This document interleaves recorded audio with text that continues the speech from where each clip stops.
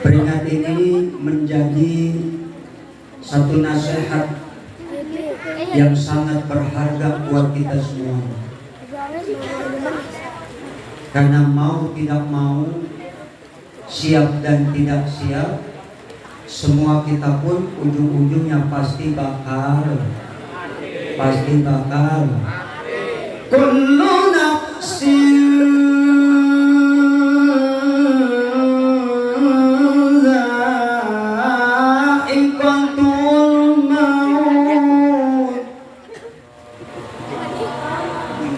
rahmat ini gak dinyautin, orang belum makan.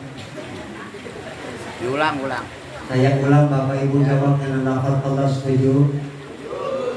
Kalau ada ibu-ibu yang gak jawab, saya doain suaminya kawin lagi. Yang perawan kagak jawab, aku doain gak laku-laku. Siap jawab? Kullu nafsin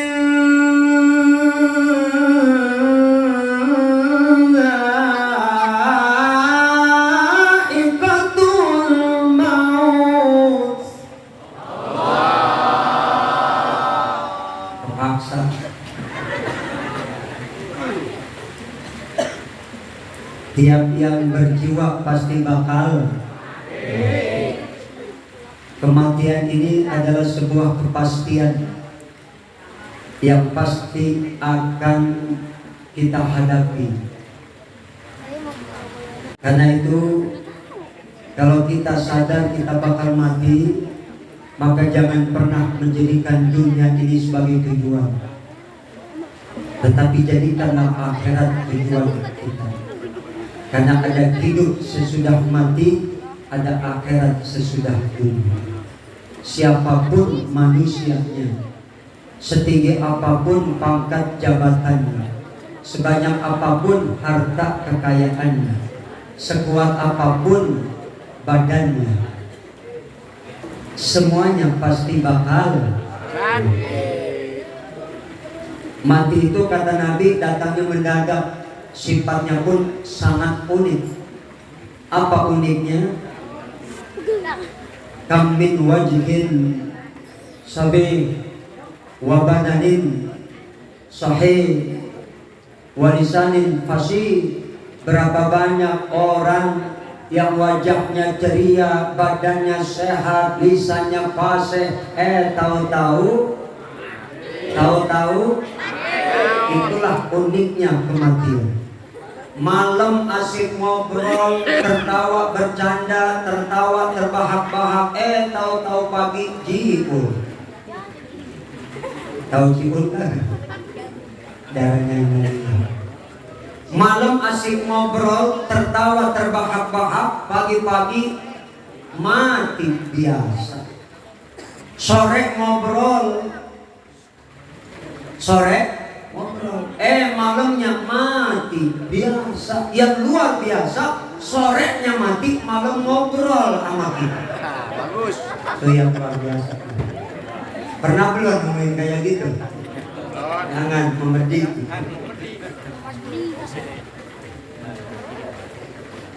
Saudara-saudara, kita ini dianjurkan oleh baginda Rasul harus senantiasa mengingat mati. Man aktsara dzikri hadhihi ladzat akramallahu bi thalathin. Siapa orang yang banyak mengingat mati, maka Allah muliakan dengan 3 hal. Pertama, takjilut taubah. Takjilut,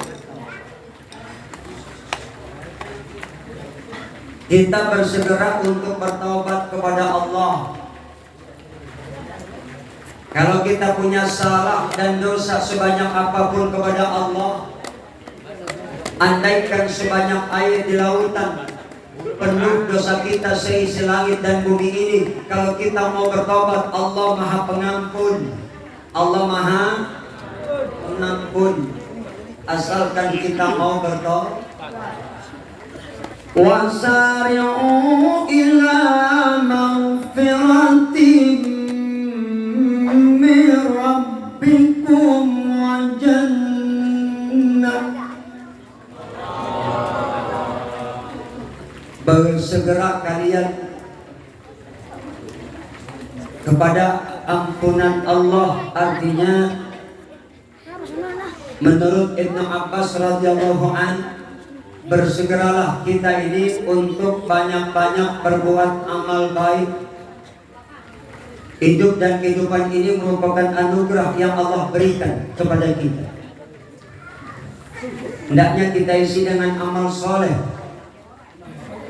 Kita isi dengan amal soleh. Karena indikasi keislaman seseorang itu dibuktikan dengan amal perbuatan. Kita tidak hanya cukup ngaku beriman, tetapi harus kita buktikan iman kita. Dengan apa? Pertama, kita ucapkan dengan lisan, kita buktikan dengan, kita yakini dengan hati, dan kita buktikan dengan amal perbuatan. Sebab orang beriman dan beramal soleh itu nggak bisa dipisahkan. Iman dan amal soleh nggak bisa dipisahkan. Karena itulah amal soleh ini menjadi kekasih setia kita, yang nanti ketika semua kita mati masuk alam kubur, amal soleh itu akan menjelma menyerupai seorang makhluk yang rupanya indah, harumnya semerbak, sehingga kita pun bertanya, man anta lam ara bid dunya ajmal minka. Makhluk, siapa engkau? Rupamu indah, harummu semerbak, belum pernah aku lihat makhluk seindah dan seharum engkau di dunia. Apa jawab makhluk itu? Ana amaluka saleh. Aku ini amal baikmu yang ketika dulu kau lakukan di dunia. Makanya jangan sia-siakan waktu dan kesempatan hidup yang cuma sekali ini. Hidup ini bukan cuma sekali, tapi ada kehidupan yang kedua kali. Betul? Jadikan dunia ini sebagai ladang untuk kita bercocok tanam. Apa yang kita tanam nanti kita akan pasti menuai hasilnya. Kalau yang kita tanam kebaikan, maka kita akan mendapatkan balasan baik di sisi Allah. Tapi kalau kita menanam kejahatan, maka ganjarannya adalah azab yang pedih yang Allah berikan. Karena itu saudara-saudara, persiapkan diri kita sebelum ajal tiba. Bekal yang paling baik tidak lain adalah takwa kepada Allah Subhanahu. Karena itu isilah hidup ini. Dengan kita banyak selalu berbuat baik, tetapi memang begitulah. Orang yang mau berbuat baik pasti ada rintangan. Jalan menuju ke surga banyak rintangannya. Kalau jalan menuju neraka tidak ada rintangannya. Khuffatil jannah bil makari wa khuffatin nar bis syahawat. Jalan ke surga penuh rintangan, jalan ke neraka tidak ada rintangan. Dari hadis ini Rhoma Irama terinspirasi menciptakan sebuah lagu. Lagunya begini, mau dinyanyi enggak? Mau enggak? Jawabin ya. Kalau mau melajur, hey, jawab ya. Siap. Kalau mau melajur, harus pakai uang. Kalau mau berjudi, harus pakai uang. Ha, hu, 5 kali, jangan lebih. Nanti kalau lebih bang marah. Ulang lagi, siap. Kalau mau melajur, harus pakai uang. Kalau mau berjudi, harus pakai uang. Yang benar bang, pakai aturan begitu monyet itu mah enggak bang. Ulang. Kalau mau melajur harus pakai uang. Kalau mau berjudi harus pakai uang. Ternyata jalan ke neraka mahal harganya, walaupun mahal anehnya banyak yang bukan. Betul. Lanjut nggak? Mengerjakan sembahyang, mana jawabannya? Mengerjakan sembahyang Tidak usah membayar mengerjakan puasa. Tidak usah membayar. Ternyata jalan ke surga murah harganya. Walaupun murah, anehnya banyak yang enggak. Masuk masjid sholat jemaah bayar nggak?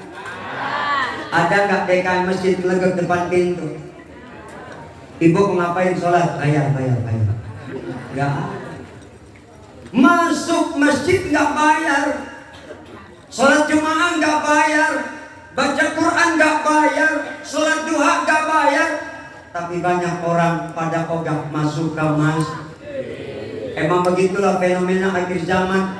Masjid dibangun, yang tadinya jelek jadi cakep, dananya miliaran, begitu jadi udah bagus, isinya ogah. Tinggal megahnya, jemaahnya nggak ada. Inilah fenomena akhir. Begitulah tanda-tanda kiamat akan datang. Fitnah banyak terjadi di mana-mana. Termasuk apa? Waqwal qatlu, banyak terjadi pembunuhan. Kemarin banyak terjadi pembunuhan lewat yang namanya COVID, betul nggak? Betul nggak? Banyak ulama-ulama, kiai-kiai yang mati kemarin tuh luar biasa. Ini tanda-tanda kiamat. Makanya kata Rasulullah, kiamat makin mendekat, orang semakin banyak yang sesat. Apalagi sekarang ini banyak orang yang sudah dijangkiti penyakit dunia, sirik cinta. Orang yang dihadapi penyakit sirik cinta menjadikan segala kesenangan duniawi sebagai prioritas utama dalam kehidupannya. Orang kaya suka mengeksploitasi orang miskin gunanya untuk mendapatkan kesenangan hidup. Yang kuat mendominasi yang lemah, tujuannya untuk mempertahankan jabatan dan kekuasaan. Halal haram tidak lagi diperdulikan orang. Yang benar dan salah dan jadi remeng-remeng. Perbuatan baik dianggap pengkhianatan, perbuatan khianat dianggap kebaikan. Betul. Banyak pelayanan masyarakat penuh sogok menyogok. Betul. Perjudian terjadi di mana-mana. Betul. Perzinahan sudah dilegalkan. Astagfirullah. Inilah tanda-tanda kiamat, fenomena akhir zaman. Maka kita kudu waspada terhadap kiamat-kiamat kecil kita yang pasti nanti bakal kita alami. Apa? Kematian kita. Mati ini luar biasa, sudah. Lau anna alama sya'ratin min alamil mayyit wudi'a ala samawati wal ardh. Seandainya sakitnya satu helai rambut dari orang yang sakaratul maut Allah letakkan di muka bumi dan di langit, maka niscaya kedua penghuni langit dan bumi pasti bakal mati atas seizin Allah. Astagfirullah. Tetapi kita sebagai umat Rasulullah tenang. Kenapa? Karena sakitnya sakaratul maut nanti yang bakal kita alami sudah ditanggung oleh Nabi kita. Itu saking cintanya Nabi kepada kita. Karena itu saudara-saudara, jangan sampai kita terlena dengan dunia. Banyak orang yang sudah terlena dengan dunia sehingga melupakan akhirat. Sujud tidak sempat, ibadah ogah. Dunia saya yang dicari, dunia saya yang dikejar. Betul? Astagfirullah. Padahal dunia itu terbatas dengan umur kita. Terbatas dengan umur kita. Dunia itu asal kata dana yadnu dunun. Apa artinya dunia itu? Pak, Assalamualaikum. Yang apa? Apa artinya dunia? Hah? Usain ya. Udah lama tinggal di dunia gak tahu artinya. Amit-amit dah. Najis ralala. Dunia itu asal kata dana yadnu dunun, artinya dekat. Dekat dengan apa? Dekat dengan kebinasaan dan kehancuran. Satu saat dunia dengan sendirinya akan seisinya akan binasa kalau kiamat sudah tiba. Tetapi ada kiamat kecil yang pasti nanti bakal kita alami masing-masing. Apa? Kematian kita. Isinya dunia cuma 3. Harta, tahta, wanita. 3. Sekarang nambah 1. Harta, tahta, wanita, kuota. Betul tidak? Gara-gara HP jadi nambah. Harta, tahta, wanita, kuota. Dan iya, kita kan punya HP, kalau gak ada paketnya kita kayak orang bego. Lagak. Betul? Betul? Maka kalau kita sudah mati bukan berarti selesai urusan dunia kita. Masih akan ada kehidupan yang kedua kali yang nanti pasti setiap kita akan dimintakan pertanggungan jawab. Makanya setiap kita ini pemimpin, kita sebagai pemimpin nanti akan dimintakan pertanggungan jawab oleh Allah. Suami pemimpin dalam rumah tangga, memimpin istri dan anak-anaknya. Makanya jadi suami berat, jadi suami berat, jadi suami berat, jadi suami kagak enak. Tanggung jawabnya besar. Bini kagak sholat, laki yang tanggung jawab. Bini kagak ngaji, laki yang tanggung jawab. Apalagi bini kagak bisa baca Quran, laki yang tanggung jawab. Bini ngayap, auratnya ngablag. Ngerti gak ngablag? Bahasa Korea. Laki yang tanggung. Makanya Bu, kalau ibu cinta sayang sama suami, ringankan beban suami. Bagaimana caranya? Jadilah istri yang soleh. Jadilah istri yang soleh. Jadi istri yang soleh. Bagaimana gambaran istri yang soleh? Idza shallatil mar'atu khamsaha wa shamat syahraha wa shamat syahraha wa hafizat farjaha wa ata'at zawjaha. Itu tanda istri yang soleha. Pertama, gak pernah ninggalin sholat yang 5 waktu. Ramadan datang, puasa. Apa kata laki? Nurut. Kata laki, naik nyungsep. Pandai menjaga kehormatannya. Itu bini yang soleha itu. Kalau 4 syarat ini ada dalam diri seorang perempuan, seorang istri, silakan memasuk surga dari pintu yang mana saja, terserah ibu. Yang penting syarat 4 tadi ada. Jangan pernah tinggalin sholat, puasa Ramadan, sama suami nurut, pandai menjaga kehormatan. Kehormatan ibu, aurat ibu dari ujung rambut sampai ujung kaki. Bisa nggak jaga itu Bu? Tapi perempuan sekarang mah banyakan auratnya ngablang. Belanja ke tukang sayur pakai daster, rogen, double sogin. Asta. Itu sarannya tuh kalau mau masuk surga dari pintu yang mana saja 4 tadi. Ibu saya tanya, ibu mau masuk surga enggak? Mau masuk sendiri apa dimasukin? Yang ketawa loh, nanya ini benar. Jawab. Bu, ibu pengen masuk surga? Pengen masuk sendiri apa dimasukin?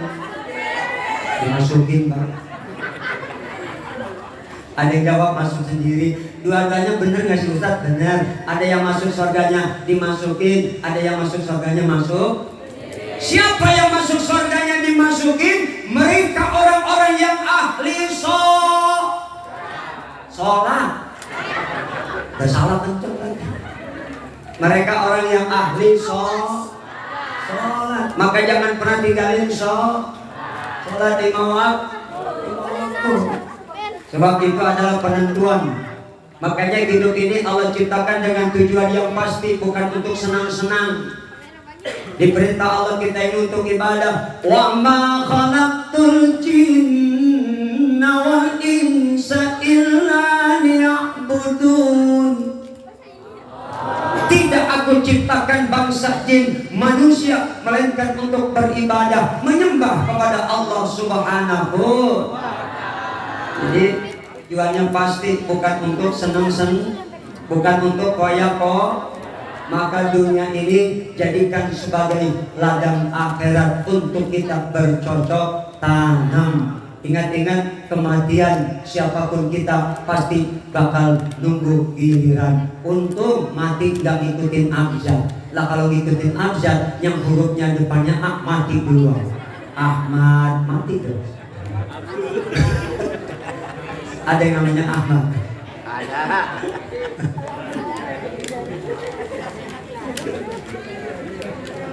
Tetapi yang namanya mati gak begitu, betul nggak? Kadang-kadang yang sakit engkongnya lama, yang mati cucunya. Ada nggak? Yang sakit bininya dirawat 2 minggu di rumah sakit, bininya sehat kau pulang, nyampe rumahnya mati lakinya. Ada nggak? Ada nggak? Itulah kematian.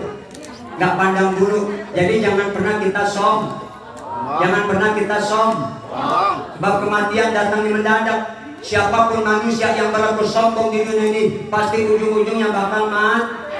Lihat bagaimana sombongnya Fir'aun, berani menyatakan Tuhan, Ana Rabbukumul A'la, aku ini Tuhan kalian yang maha tinggi. Fir'aun hebat, sombong, ngaku Tuhan,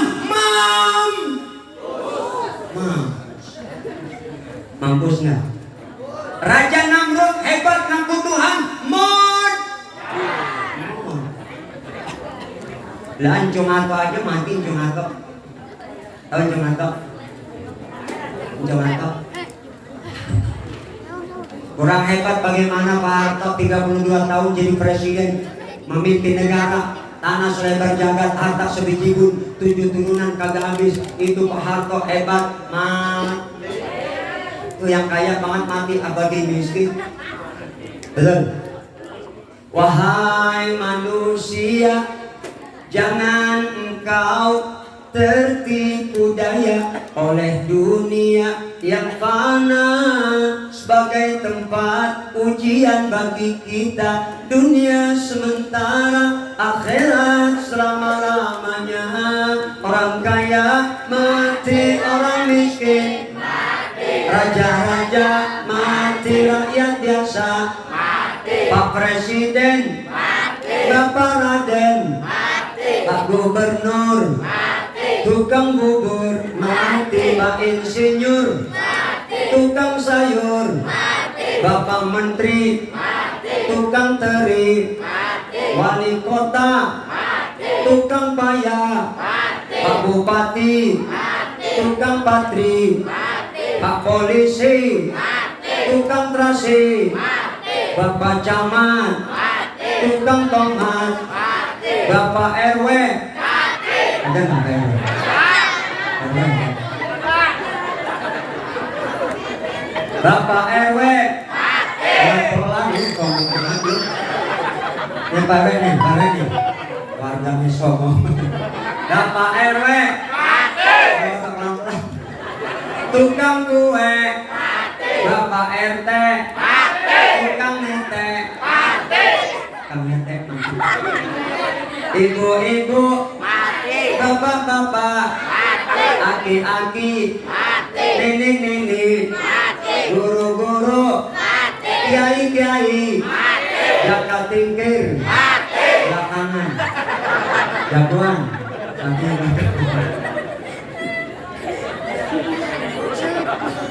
Masya Saudara, satu ketika Nabi Isa pernah ditantang oleh kaumnya. Wahai Isa, katanya kau punya mujizat bisa ngidupin orang mati. Iya. Coba dong hidupin orang mati. Jangan yang baru mati, takut pura-pura mati. Yang lama dong mati, hidupin. Kau mau mayat yang mana yang aku hidupkan? Sam bin Nuh. Maka datang Nabi Isa ke kuburan Sam bin Nuh. Sholat 2 rakaat, setelah berdoa setelah sholat, berdoa kepada Allah. Maka akhirnya Sam bin Nuh itu bangun dari kuburnya, dibangunkan oleh Nabi Isa dengan kemukjizatannya, hidup lagi. Begitu bangun Sam bin Nuh itu, rambutnya memutih, jenggotnya memutih. Nabi Isa tanya, Sam bin Nuh, kenapa rambut memutih, jenggot memutih? Padahal waktu kau meninggal belum ada uban. Apa yang membuat rambut memutih, jenggot memutih? Aku kaget. Aku kira ini kiamat, gak taunya panggilan engkau ya wahai Isa. Hei Sambinu, berapa lama engkau mati? 4000 tahun yang lalu. Tapi wahai Isa, tahukah engkau sakitnya sakaratul maut? Walaupun sudah 4000 tahun yang lalu, masih aku rasakan sampai saat ini. 4000 tahun yang lalu, begitu dibangkitkan dari kuburnya, masih berasa sakitnya. Masya Allah. Makanya kita banyak-banyak berdoa habis sholat supaya diringankan sakaratul maut kita. Allahumma inna nas'aluka salamatan wa afiyatan fil jasadi wa syadatan wa barakatan fil rizqi wa taubatan wa rahmatan indal maut wa maghfiratan. Allahumma hawwin alaina fi sakaratil maut. Apalkan? Dibaca nggak habis sholat? Dibaca nggak? Baca.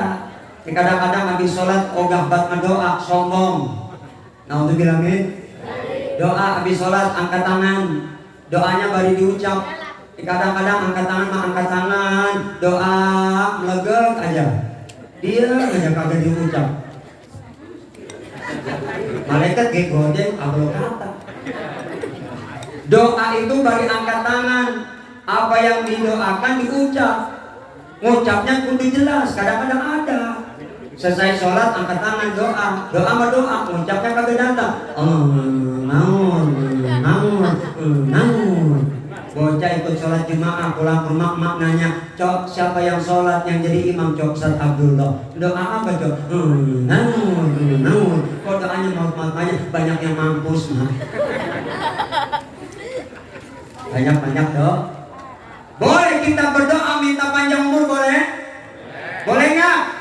Boleh. Allahumma tawil umurana wa sahih ajsadana wa nawwir qulubana wa tsabbit imanana wa ahsin akhlaqana wa wasi' arzaqana waqdi hawaijana fid dini wad dunya wal akhirah innaka ala kulli syai'in qadir. Itu doa minta panjang boleh apa enggak?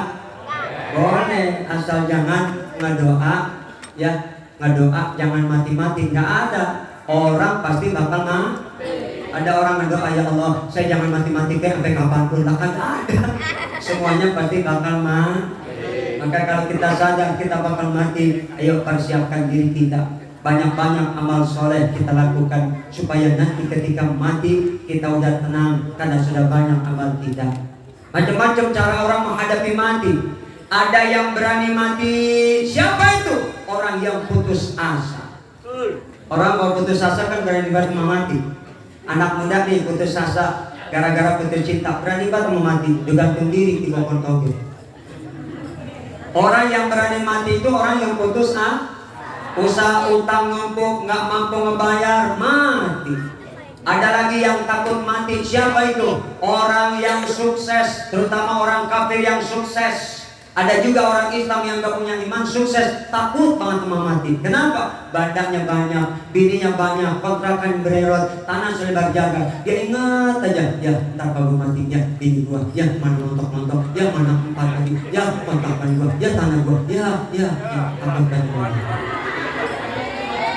Astaga.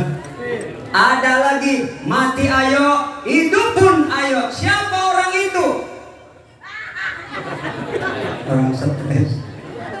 Mati ayo hidup. Orang gila. Orang gila tuh. Mati ayo hidup. Coba lihat orang gila nyebrang jalanan. Emang pakai tengok kanan kiri kagak nyelonong baik. Tapi orang gila hebat, punya kelebihan. Apa kelebihannya? Dia jalan kadang-kadang nggak pakai baju, hujan-hujanan, panas kepanasan, tapi nggak ada orang gila mampir rumah kita masuk angin minta dikritik. Betul nggak? Itu hebatnya orang gila. Perutnya lapar dia makan nasi, nggak peduli itu makanan, nasi kotor ada di tong sampah. Yang penting dia kenyang, dia makan baik itu nasi kotor. Betul nggak? Tapi sehat aja orang gila mah. Tuh, betul?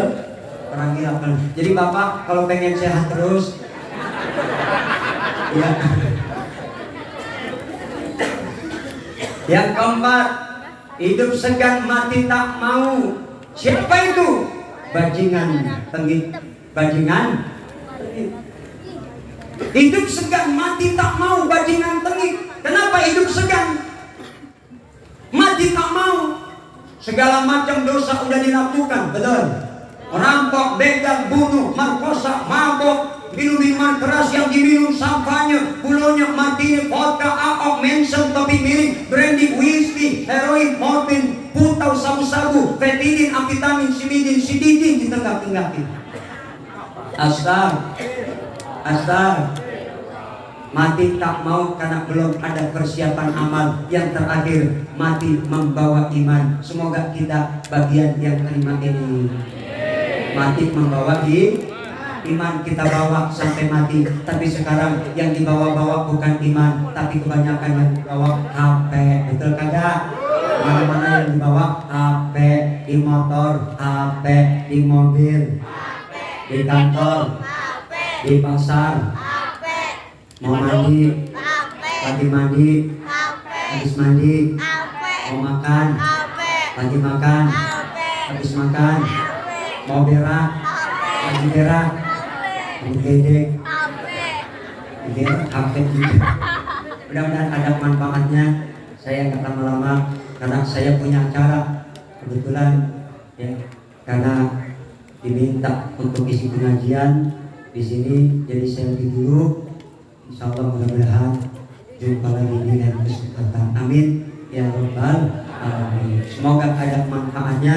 Doakan almarhumah ya Ibu Haja Sina, insya Allah diampuni dosa-dosanya. Bapak Haji Usman sekeluarga mudah-mudahan panjang umur, sehat afiat, guru-guru kita semua, para ahli ulama insya Allah dijaga, dipelihara kesehatannya oleh Allah. Al-Fatihah.